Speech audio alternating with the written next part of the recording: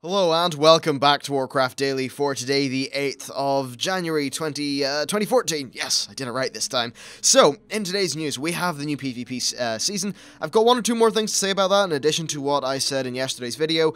Then, some stuff about patch 5.5, Cross-Realm Siege of Orgrimmar, and the fact that that's actually now a possibility. Then some things about storage and Warlords of Draenor, some things from Bashiok, and then finally we're going to round it off with some Twitter stuff, and there actually is a decent amount of good information from Twitter, especially for those of you who are going to be looking for more battlegrounds coming out in Warlords. Anyway, so the new PvP system.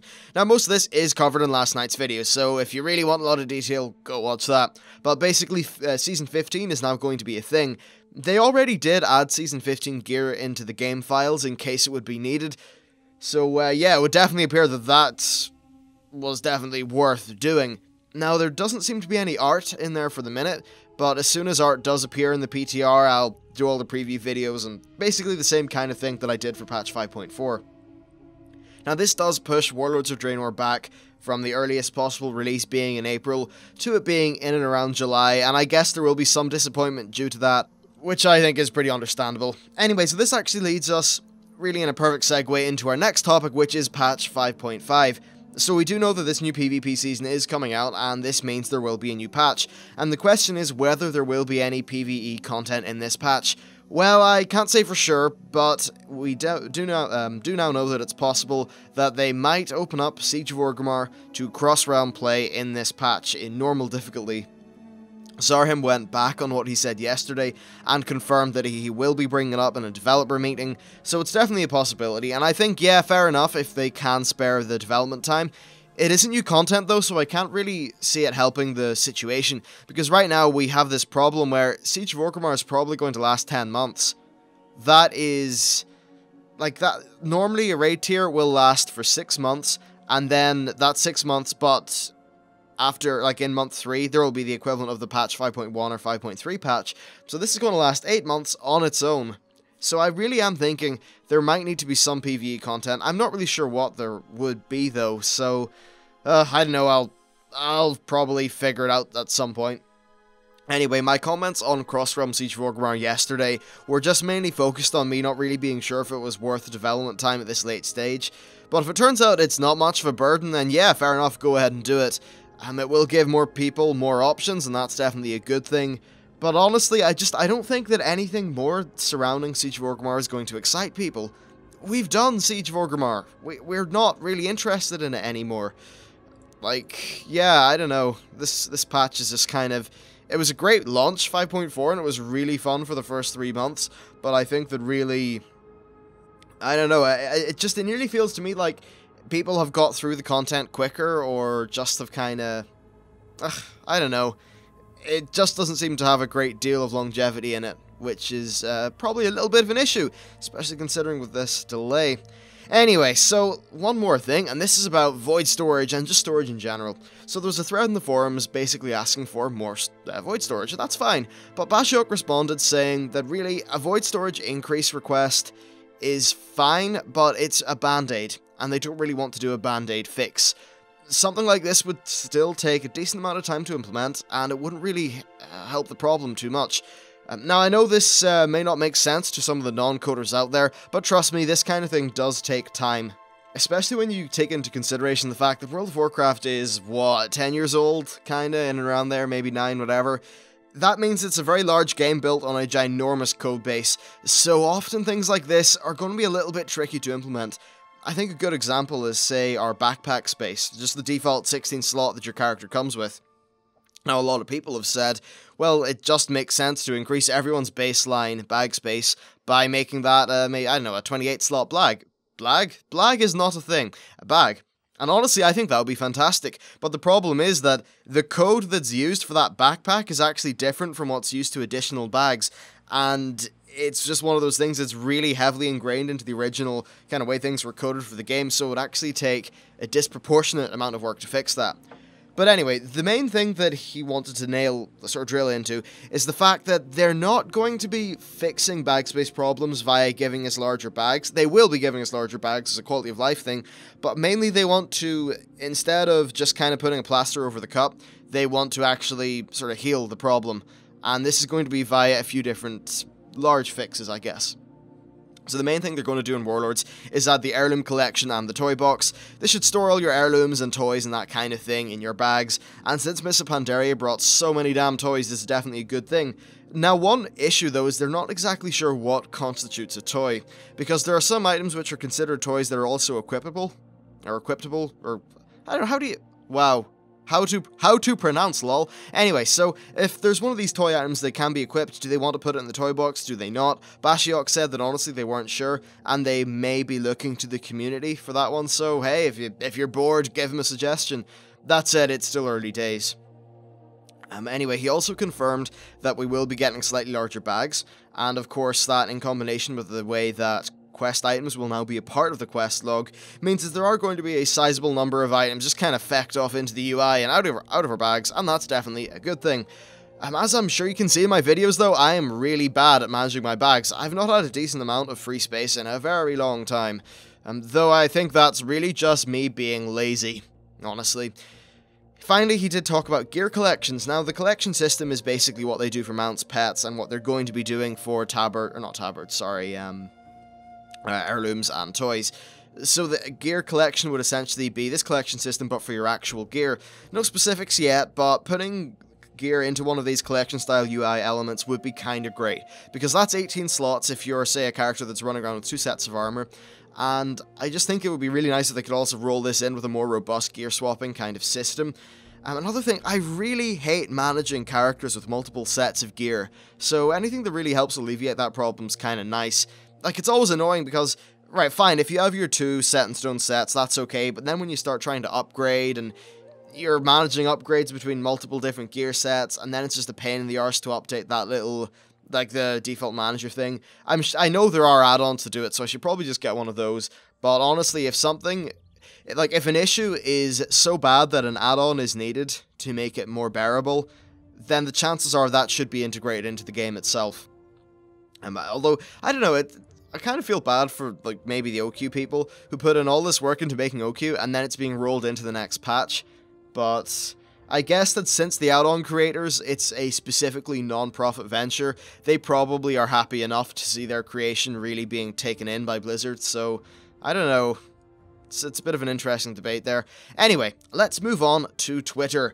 And first of all, we have a quick PvP one from Helinka, and this is actually one that should be quite interesting to the PvPers out there. He did say that in Warlords of Draenor, the main thing is going to be Ashran, and that they're going to be working on ensuring that current battlegrounds are still fun while kind of setting the foundation for a faster iteration and creation process of subsequent battlegrounds. So it sounds to me like they're going to do some gameplay tweaks to the original stuff, and then they're going to start maybe adding more battlegrounds and content patches.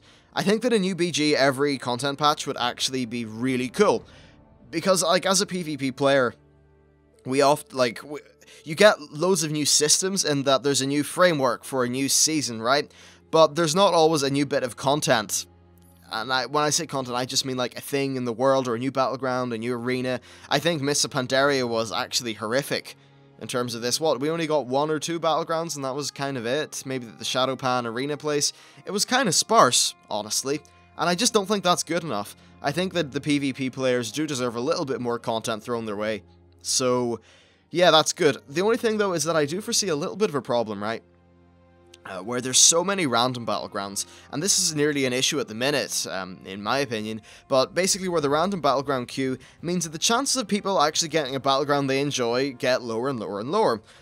Personally, okay, I have more fun if I can just go and play Warsong Gulch, because it's my favorite battleground, and if they would just still allow me to queue specifically for Warsong Gulch, and then still get some half-decent rewards, then I guess I'd just be more enthused to go and do PvP, because if, just the chances of maybe it being AV or something like that, it's not fun to me. Like, I don't enjoy those kind of really big battlegrounds, and I know that you can veto a few of them, but really it'll just get to the stage where you'll have to issue so many veto votes to be down to a map pool that you actually enjoy playing. So yeah, I don't know, it's a little bit weird, but really, if this means that we're going to be getting more battlegrounds, I think that's absolutely a good thing.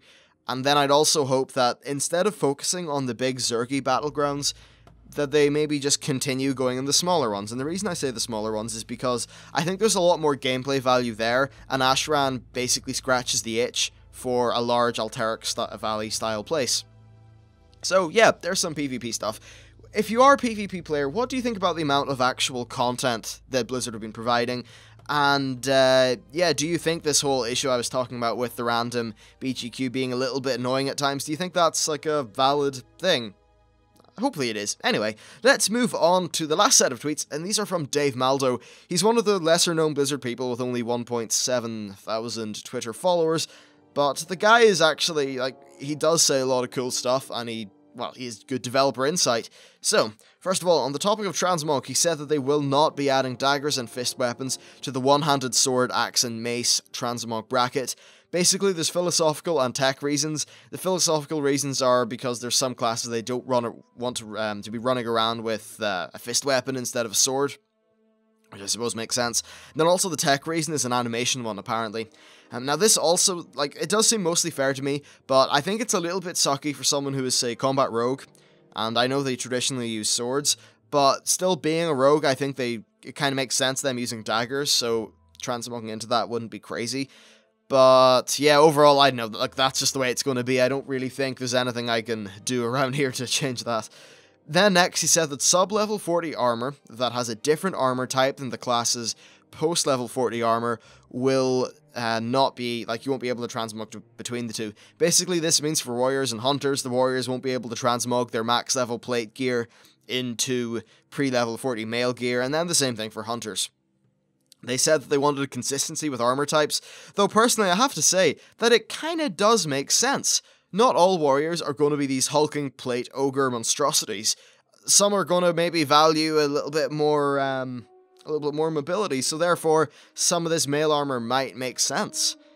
For hunters, right? I think it makes far more sense for a hunter in a lot of situations to be wearing leather armor. Hell, one of the hunters that we saw in the Warlords of Draenor trailer thingy is wearing leather armor. So, yeah, it's funny, like, I think Blizzard, they suffer from this problem of making a lot of classes just look like a warrior. I know it's kind of easy to fall into that trap with armor design because I think our closest real-world thing that we can think of is a warrior, a guy with a sword, because we don't have mages in the real world. So yeah, I think it's a bit of a problem. As a hunter, I would not mind going back and finding this, like, some sort of really cool, understated piece of low-level leather armor that just fits my hunter.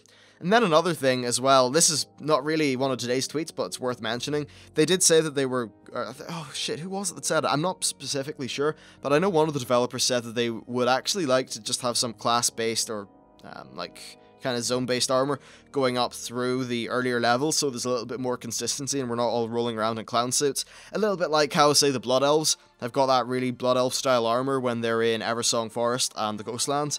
Well, if there could be a similar thing for classes, it would mean that as a hunter, I could actually go and transmog into some sort of really cool leather hunter set that they specifically designed. So that would be cool, but honestly, I just don't think it'll happen.